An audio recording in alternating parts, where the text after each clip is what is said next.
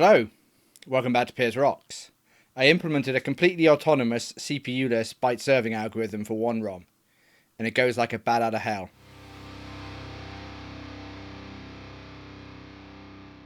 One ROM aims to be the most flexible replacement ROM for your retro systems, your Commodore machines, your Atari machines, and so on, replacing kernel, basic, character, and other ROMs in those systems.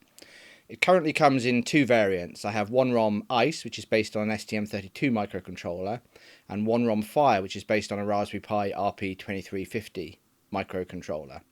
Until now, both implementations have used the CPU to serve the bytes, but the Raspberry Pi RP2350 has PIOs, parallel I/O state machines, which can be used to serve bytes independently of the CPU. So in this video we're going to be looking at the new completely autonomous, completely CPU-less algorithm I've implemented on One ROM.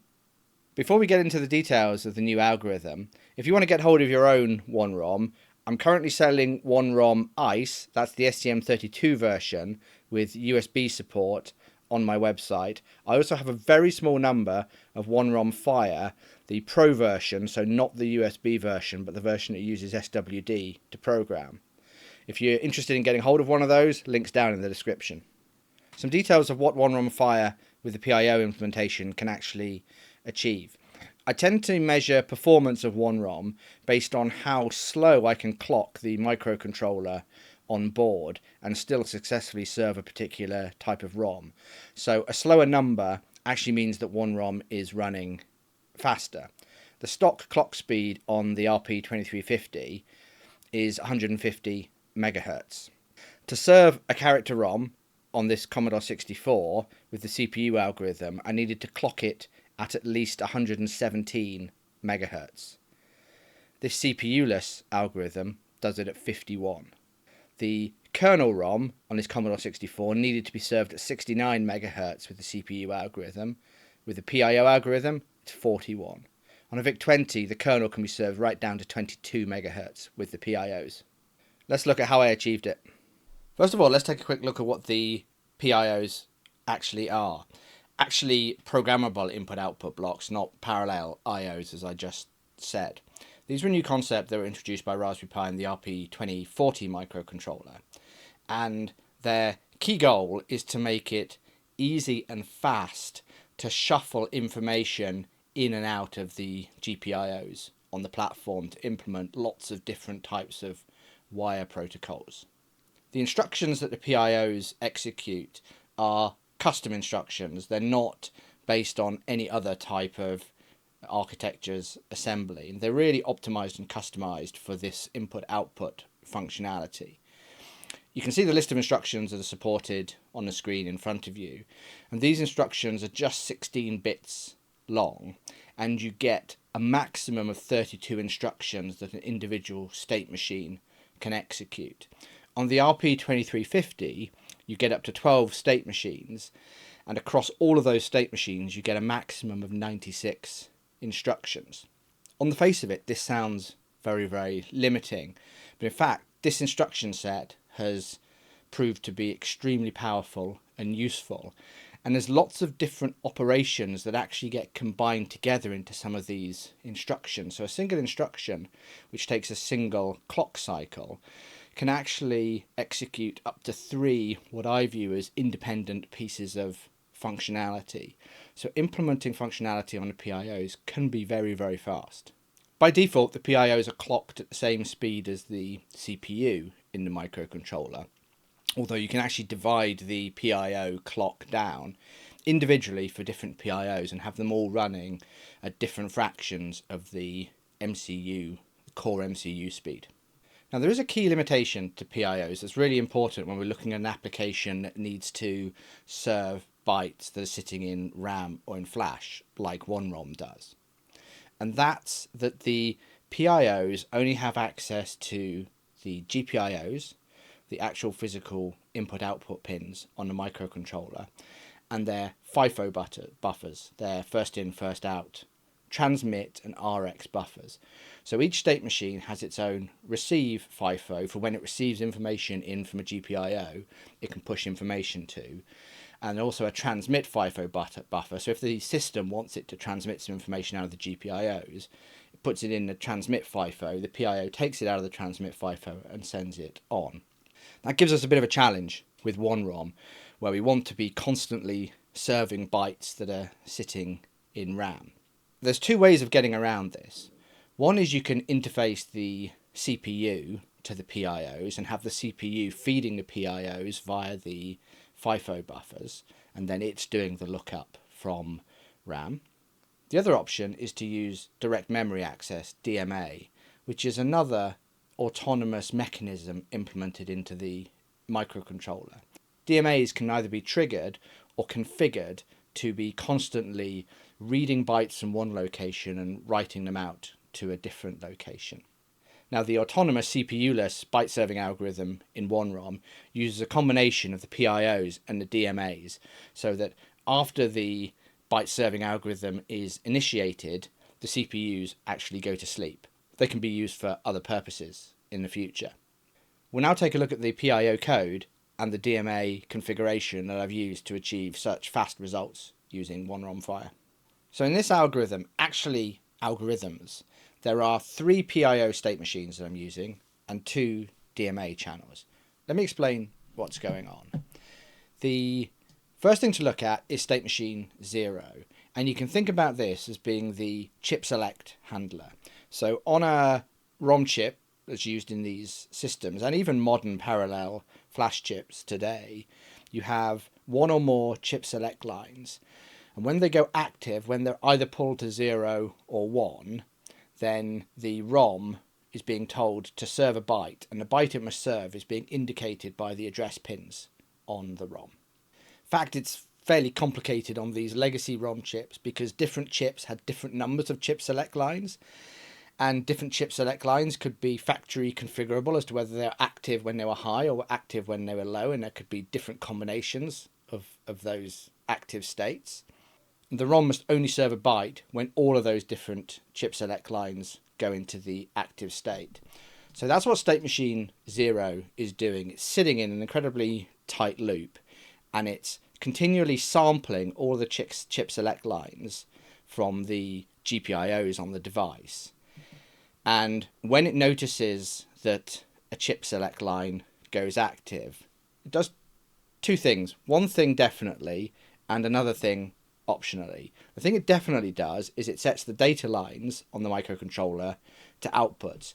So it starts serving whatever byte is being indicated on those data lines.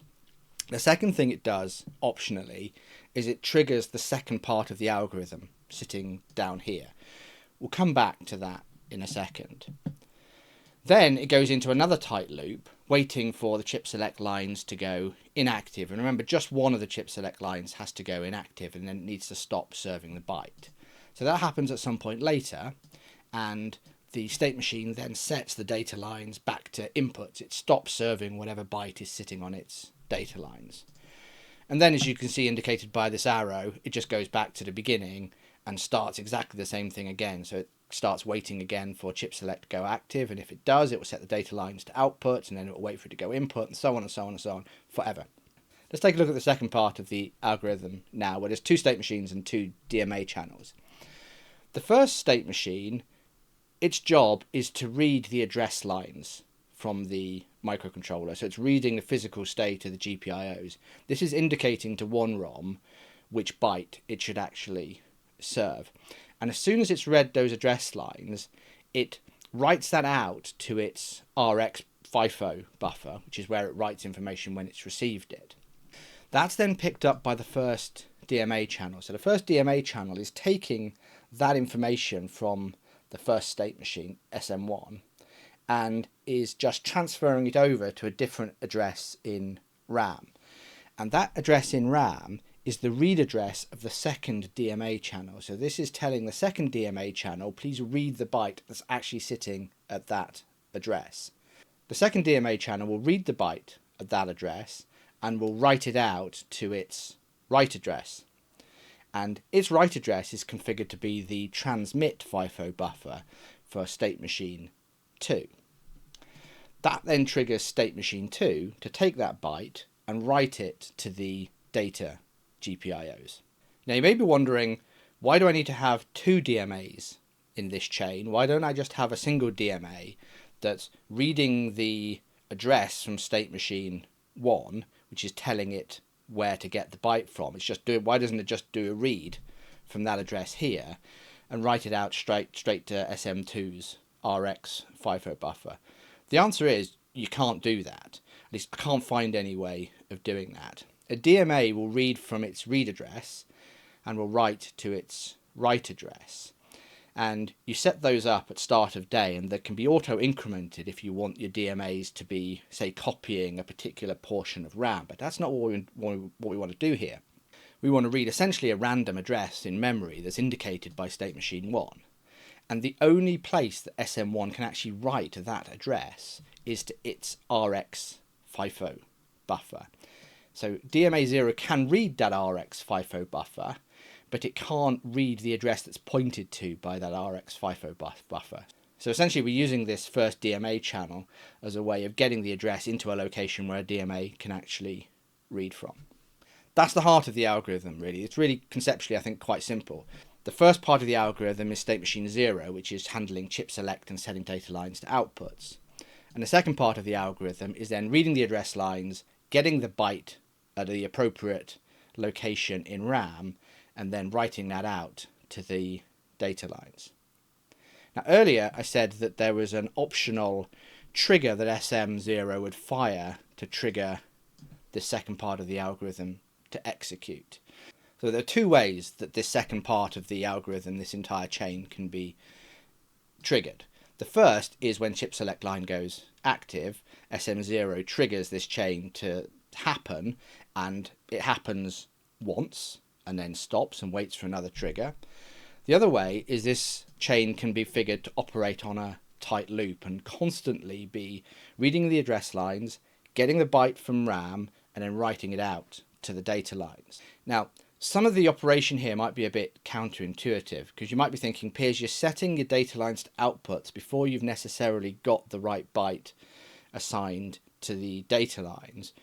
You may also be thinking, well, if you're sitting in a tight loop, reading in the address lines and then writing out the byte to the data lines, how do you know that the address lines are for you and aren't for some other chip on the system? Because these systems tend to have shared address buses and shared data buses. Well, the answer is none of that really matters. All that really matters is that One ROM has the right value on its data lines at the point that the bus master, whether it's a CPU or the video chip, actually samples and says what are the values that are sitting on the data bus right now. And it does that at a set point after the chip select line is triggered to go active. So actually it doesn't really matter, A, what One ROM writes to its data lines if they're not set as outputs, because they won't be appearing on the bus. That's quite important, that you don't set your data lines to outputs unless you're the chip that's being told to write to the data bus. But also it doesn't matter if you're constantly changing the byte that's sitting on the data lines, so long as at the point that the master is sampling the data lines, it gets the right value. Now I found different speeds of operation of the RP2350 and serving different types of ROMs for different types of chip, like the CPU and the video chip in these systems, actually requires one or the other algorithm, and they can be quite timing sensitive. That's why I've got this optionality built in here, and in fact I've got a whole bunch of other configuration options in this algorithm to allow the timings to be tweaked to support different types of chips. There's another thing you might be wondering at this point, and that is how are the address lines that are being read in by this state machine being turned into a RAM address that the second DMA channel is eventually reading the byte from? Because I want to have the ROM table located in the RP2350's RAM, because that's the fastest place it can access it from versus flash, for example. The address lines themselves are a 16-bit value, so address a 64 kilobyte space, but by default that would be offset from RAM location 0, And well, that's where the ROM lives on the RP2350. So that's not a good place for me to expect to get a valid ROM byte from. I actually have to do some manipulation when I read in those address lines to turn that into a RAM address where the byte table is actually located. You can't really do arithmetic in either a state machine or a DMA channel. So there's a little trick that I'm doing in state machine 1 to turn the address lines into a RAM address. We're going to take a look at the details of these algorithms now.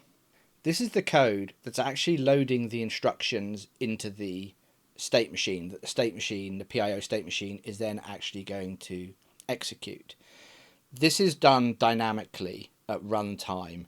The code is constructing the PIO instructions because they differ based on the configuration. So this doesn't look very much like the PIO assembly language that's listed in the datasheet and that some of you may be familiar with.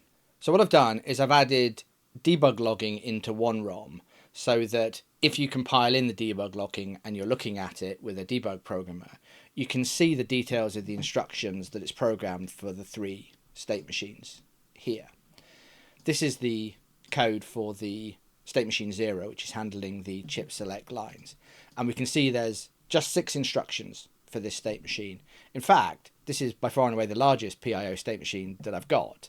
State machine 1, which is reading in the address bytes and doing the manipulation to generate a valid RAM address that the DMAs can read from, 2 instructions. And the PIO that's actually writing the byte that comes from the DMA channels, 1 instruction. So let's take a look at state machine 0 first, the chip select behavior. And really this is in 2 halves. There's 3 instructions here, which is testing the various chip select lines, which have to be contiguous physically on the chip. They have to be contiguous GPIOs. They have to be like 0, 1, 2 or 3, 4, 5 or whatever for the PIOs to be able to read them in a single state machine like this. So this instruction here is saying read in the value of those chip select lines. This instruction is saying if the value is positive, which here means the chip selects are inactive, jump back to instruction 1, which is here. Now you may notice that I'm actually doing a jump if x is positive and also decrementing the value of x. That's because there's no jump x instruction in the PIO instruction set. There's just jump x minus minus. I'm not using the value of x again. I'm just immediately reloading pins into x. So the fact that it's doing a decrement is kind of unnecessary, but it's not taking an extra cycle, so I don't care. And it's not having any detrimental effect on my code. So again, I don't care. This is one of the optimizations that I think the Raspberry Pi engineers came up with when implementing the instruction set. To squeeze everything into 16-bit instructions was essentially conflating a bunch of different instructions together and assuming that if people wanted to do a jump if the x value is positive, they would either want it decremented or they wouldn't care if it's decremented. And at least that's valid for my case. And then the third instruction is actually setting the GPIOs that represent the data lines into outputs, the inverse of null. Now this may be slightly confusing because there's 2 types of pins configured for every PIO state machine. There's input pins and then there's output pins. And here I've got chip select pins configured as the input pins. So when I move a value from pins into X, that's using the input pins. But then when I'm moving a value out to pins or to pin directions, which is what I'm doing here, I'm moving the inverse of null to the out to pin directions, that's applying to the output pins, so the data pins. So again, I've got 2 sets of different pins configured here. 1 set for input, the chip select pins, and 1 for output, the data pins. So that's the first part of this algorithm. Then the other 3 instructions are those 2 and this one. So the next instruction is again reading the chip select lines into the X register. And then if the X register is now 0, i.e. the chip select lines are still active, then we jump back to this and test it again ad infinitum until the chip select lines go inactive. And if they go inactive, then the state machine continues down its processing. But you'll notice there's no further instructions here. with PIOs, you don't need a jump to jump back, or a branch to jump back to the beginning of your algorithm. You configure essentially a wrap bottom and a wrap top for your program, and the state machines will automatically, after they've executed the wrap top instruction, which is configured as 5 here, go back to the wrap bottom instruction, which is configured as 0 here. So you get essentially cycleless looping within the PIOs. There's no CPU or PIO cycle that's taken to go from this instruction to go and execute this instruction. It's just executed as the next instruction. And this next instruction, what it's doing is, because chip select lines, if we get here, have now gone inactive, we want to set the data lines back to inputs. That's what this is doing. The reason I've got it structured like this is so that I can start the state machine at this point, and it will set the data pins to inputs as the very first thing that the state machine does when it's kicked off. That's it. That's the chip select serving algorithm. There's two other things I want to say about this. The first is that if I had the configuration option to trigger state machine 1 with an interrupt, then essentially there would be another instruction in here that did that. So that would cost an extra cycle. The other thing to say is to just remind you that chip select lines can actually be active low or active high. My algorithm here is assuming that all chip select lines are active low. That works even for chip select lines that are active high, because if a chip select line is active high, in my C code, before I get here, I've actually inverted the input sense of that pin. With the RP2350, you can configure a particular GPIO to read the inverse that it's actually showing. So if a chip select line that's active high reads a 1, because I've reconfigured it, it's now showing a 0 if it's 1. That allows me within the PIO code to assume that every single chip select line is active low, but still support the active high ones. Let's now take a look at state machine 1, which is reading the address lines in from the microcontroller, and also turning those address lines into a valid RAM address that the DMAs can look up a byte from. Two instructions. The first instruction here is actually reading a 16-bit value in from register X, and it's reading that into its input shift register, where it would normally read in GPIOs too. X has been preloaded, again in C code before I kick off the state machines. X was preloaded with the upper 2 bytes of the location in RAM that the byte table is located at. That's actually OX2001 on this version of the firmware. So that's being read in from X and pushed into the input shift register, and now it's sitting in the lower 16 bits, not the upper 16 bits like it needs to be, in the lower 16 bits. Ignore this 2 for now, we'll come back to that. Then the next instruction is reading in 16 bits from the address lines. I'm assuming that the address line space is 16 bits, and it's reading that into the input shift register as well. And what it's doing is it's pushing the existing 16 bits sideways into the top 16 bits, and now the bottom 16 bits are the address line. That's what gives us the valid address in RAM that the specific byte to be looked up is located within. And the trick here to reduce the overhead of doing this is to have preloaded the top 2 bytes of the RAM address into the X register and then read it into the input shift register before reading in the address pins. Now, I said I'll come back to this too. This notation on a PIO instruction means after this instruction executes, wait this number of cycles. So it's waiting a couple of cycles after doing this before actually reading in the address pins.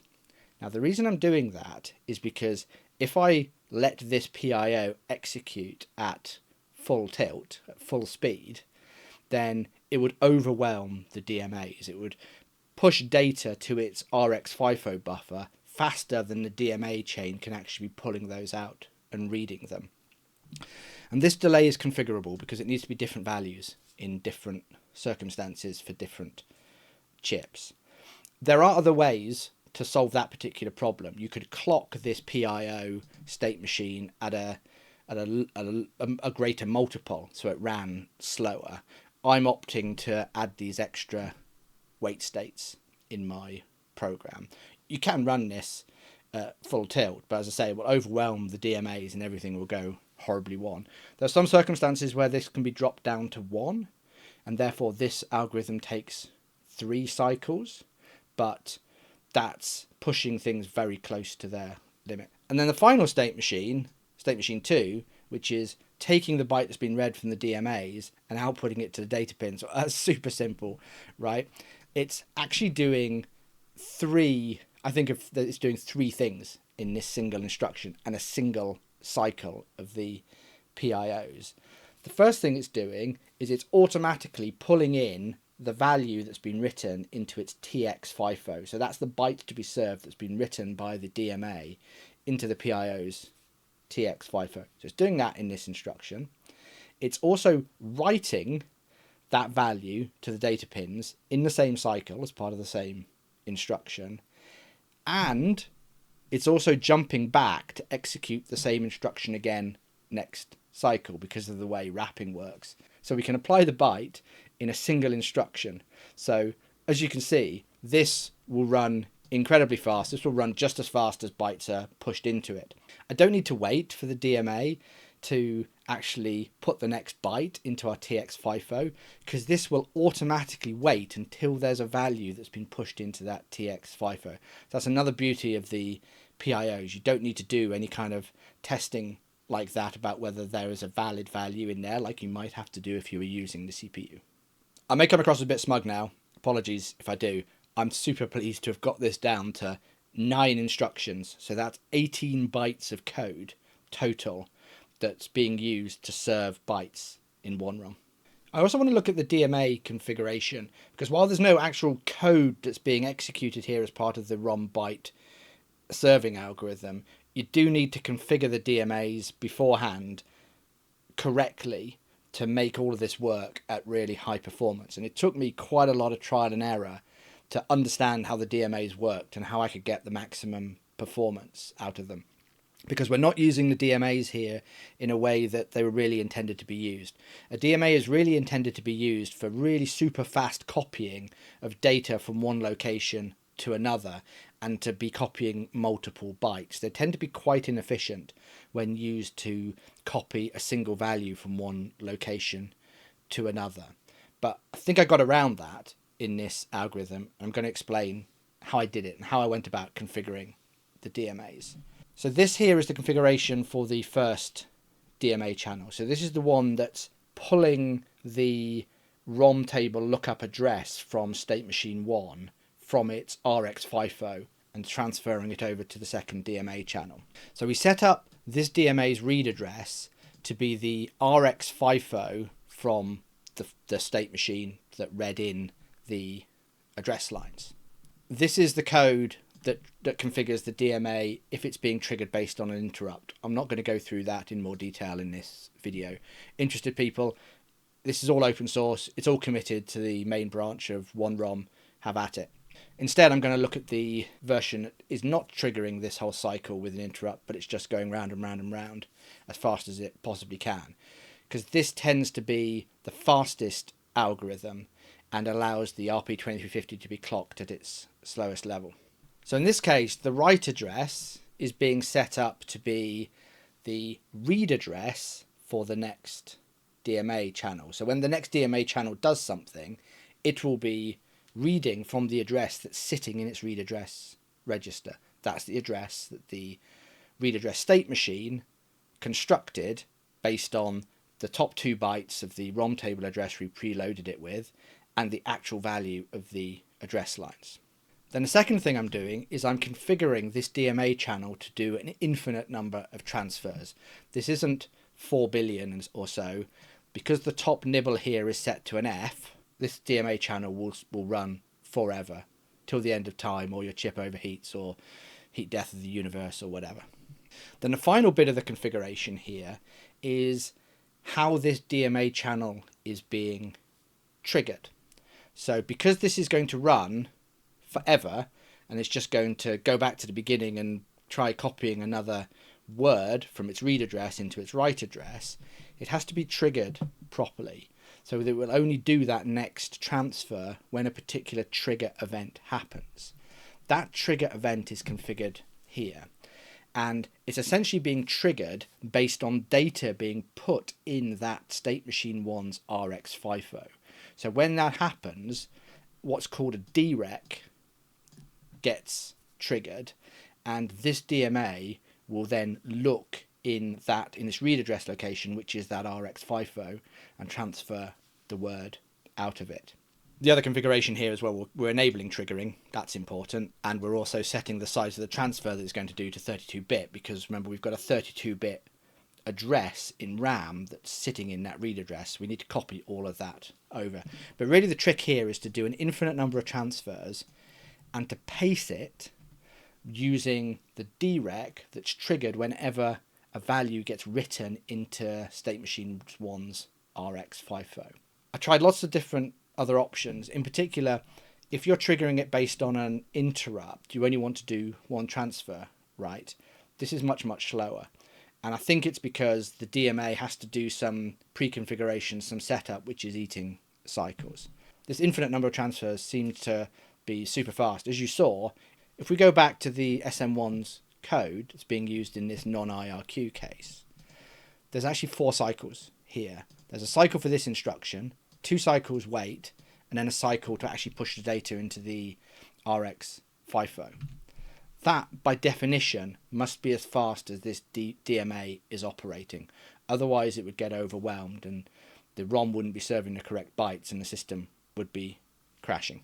Most of the time, I actually think it completes in 3 cycles, but there's the occasional glitch, particularly when I have a debug programmer connected, which I think is the debug programmer accessing some RAM every now and again and causing contention on the RAM bus, which is causing a single cycle wait state in the DMAs. And you see that as a glitch starts to appear, and then a few seconds later the glitch gets worse, and then a few seconds later it gets worse, and so on, because every few seconds there's this extra wait state that's being introduced by contention on the bus and pushing everything backwards. That's why in this algorithm I have to have 2 waits here rather than 1. I haven't done a lot of testing without the debug programmer connected, but it may be completely stable with no other activity happening on the MCU and with both CPUs powered down. And then the configuration for the second DMA channel actually is very similar. First of all, I'm initializing the read address for this DMA to be 0 because this isn't valid at this point in time. This is going to be filled in by the first DMA channel when it receives the data in from the read address state machine. Its write address is being configured to be the transmit FIFO buffer for state machine 2, the one that's outputting the data byte. So when it's read a byte out of RAM, it's going to put it in that location there. And then I'm enabling triggering, and I'm setting the address, the data size that it should actually read to 8 bits, because I only want a byte to come out of RAM because these are 8-bit ROMs. And then if we look at the non-IRQ case, again, this is being configured for an infinite number of transfers, and I'm triggering it, I'm pacing it based on exactly the same DREC that the first DMA channel is being triggered off. So when the read address state machine writes a value to its RX FIFO, this DMA channel is being configured as well. This ensures that both DMAs are being triggered at an identical time and are therefore running at the same speed. Now, you may think that this means that the first time this is executed, this DMA channel is going to read a value from address 0 and write it to the data bytes transmit FIFO, and that's going to apply it to the data pins. You're right. That is exactly what's going to happen. This is a valid address on the RP2350. It's the beginning of the boot ROM, so that's fine. And it doesn't matter what we write to the data pins, so long as they're not outputs, and when they are outputs, the right byte is being applied when the system is actually sampling that data bus. So this is absolutely fine. The fact the first time this executes is going to put an unexpected byte on the data lines. Nothing's going to see that, nothing's going to read it. But again, this is another infinite DMA chain. It's running just as fast as the system is able to feed it data. At this point, you may be wondering if I can get rid of the DMAs and replace them with CPU algorithm to speed this up. And spoiler, no. It basically doesn't speed things up. And I'll explain why. So here I've managed to implement a 6-cycle CPU algorithm for replacing the DMA functionality. And I'll go through this right now just to explain why it's 6 cycles. The first thing it's doing is it's reading in the address that it needs to look up the byte from the SM1s. That's the read address state machines RX FIFO. That takes a cycle. It might take a second cycle if there's contention on the bus, on the RAM bus, but it's probably going to take 1 cycle most of the time. But we're about to use the value that we read in the next instruction by loading a byte from that location in RAM. So that introduces a 1 cycle stall in the processor, because the way the pipelining works in the ARM Cortex-M, if you read in a value in one instruction, it's going to be used in the next instruction. The value that's used in the next instruction wasn't there when the pipeline needed it, so it introduces a 1 cycle stall. So this instruction is essentially always going to take us 2 cycles. So 2 cycles. We then read the byte from RAM. That's the 3rd cycle. Here in this algorithm, the 4th cycle is actually triggering the interrupt to make state machine 1 run again. You know, we've got the value out of the RX FIFO, so it can read the address pins again, and it won't overwrite or won't back up the FIFO chain. We'll come back to this in a second, because you might be thinking that's inefficient. Things would run faster if I didn't have that. But that's the 4th cycle. So then the 5th cycle is taking a byte that we just loaded from RAM and writing it into state machine 2 and into its TX FIFO, and then you've seen the single instruction in that PIO, it just writes it straight out to the data pins. That's the 5th cycle. And then the 6th cycle is the branch back to the beginning of our loop. So 2 things to say about this. One, you'll be thinking, well, you can make this 5 cycles if you get rid of this triggering the interrupt. No, I can't, because there's still going to be a load use penalty.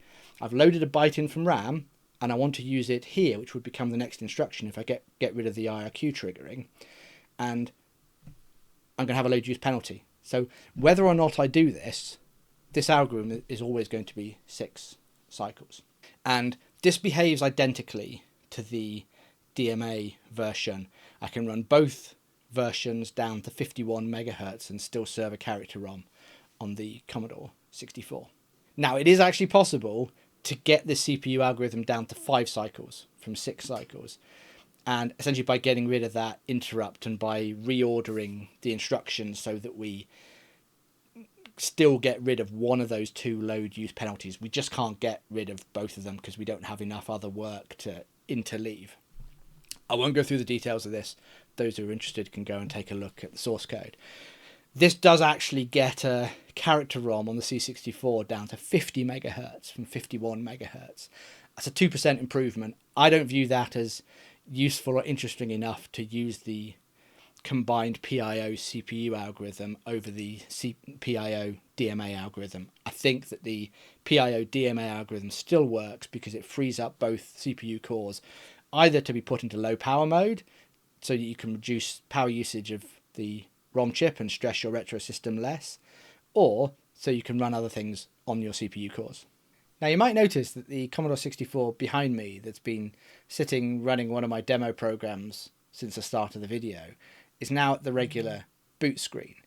I want to share with you an interesting observation I made with this Commodore 64 as part of implementing the autonomous PIO and DMA algorithm.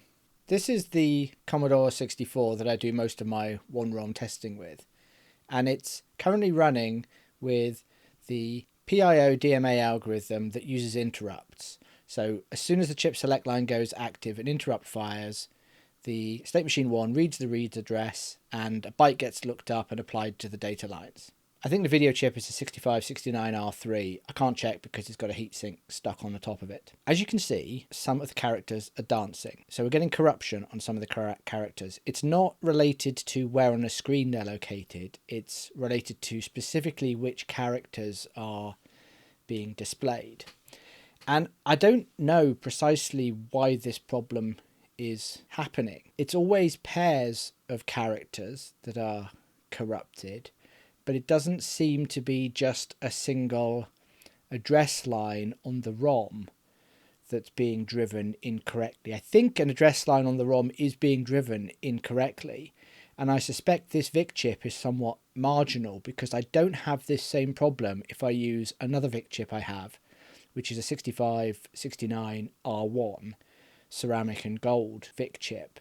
It's just this VIC chip that's causing me this problem. And I'm putting it down to being a marginal or failing VIC chip because, as far as I can tell, the address lines are not always where they should be to serve the correct byte at the time that One ROM Fire is actually sampling the address lines. Remember, it's sampling the address lines very soon after chip select goes active. According to the ROM specs, the address lines should be completely stable by the time the chip select line goes active. In fact, they should be stable 100-150 nanoseconds before the chip select line goes active. I did originally think that maybe there was one address line on the VIC chip that was not being driven properly by the video chip, but I don't think that can be the case because that doesn't match what I'm seeing here. The fact I'm seeing these particular combinations of letters doesn't make sense to me. So if you have any theories about why I'm seeing this problem with this video chip specifically, I'd love to hear them. This video chip is served perfectly fine with a different algorithm running at a different speed. I hope you found this video interesting and useful. I found the process of going through figuring out how the PIOs worked, how the DMAs worked, and optimizing this algorithm so heavily really fascinating and fun. I'm really pleased to have got to a state where the character ROM on these systems can be served at 51 megahertz, the kernel at 41, the kernel on a VIC-20 at 22 megahertz. In itself, that might not sound that useful. I mean, it does allow you to underclock the RP2350 and therefore reduce the power consumption and stress on the various components in your system. The reason why this is actually interesting to me is because it opens up the potential for serving much faster ROMs, potentially down to 70 nanosecond or even 50 nanosecond access time ROMs. That's not particularly interesting for the 24-pin ROMs that I'm emulating right now, but for 28-pin ROMs, which I'm definitely planning to support in the future, and I even have a working One ROM ICE prototype for, I think this will come in very useful. All of the code that you've seen today is, as usual, open source and available on the One ROM repository up on GitHub. I haven't yet set the autonomous PIO+DMA algorithm to the default in the One ROM Fire firmware. The reason why I haven't done that is the two hardware revisions of One ROM Fire that I have so far do not have the third chip select line that's used for the 2316, the 2 kilobyte ROM, contiguous with the other two address lines, and the X pins, which I use to serve multi-ROM sets, allows you to have a single one ROM serving multiple ROMs in a system, are also not contiguous with the chip select lines. This isn't compatible with the PIO algorithm because all of the pins that are used for the chip select line, and all of those pins are potentially used for chip select lines, need to be contiguous. So therefore, the current version of the PIO+DMA algorithm with the current versions of One ROM Fire allow you to serve 2332 and 2364 ROMs, but not the 2316 and not the multi-ROM sets.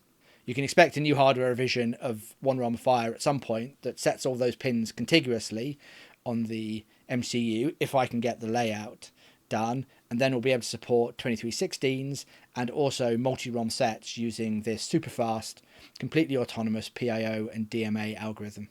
As I said at the beginning of the video, I have a number of One ROM ICE USB models for sale in my online store. I have a very small number of One ROM Fire Pro, not the USB version, for sale in my online store as well. If you want to snag one of those, I suggest you be quick. If in the next couple of days after this video comes out, One ROM ICE goes out of stock, I would expect it to come back into stock fairly soon because I am expecting a shipment from JLC of some more One ROM ICE USBs any day now. Given how successful this autonomous PIO and DMA algorithm has been and how performant it's been, I'm feeling much more bullish about One ROM Fire as a platform moving forward. So a couple of things to look out for. First of all, I'm hoping to get more One ROM Fires manufactured and for sale in my online store. So if you've been waiting for a One ROM Fire and they've sold out in the couple of days after I released this video, don't fear. Secondly, I have some cunning ideas about what to use the 2 spare CPU cores for on the RP2350. If you found this video interesting and useful, please do consider sticking around for the next one. Till then, rock on.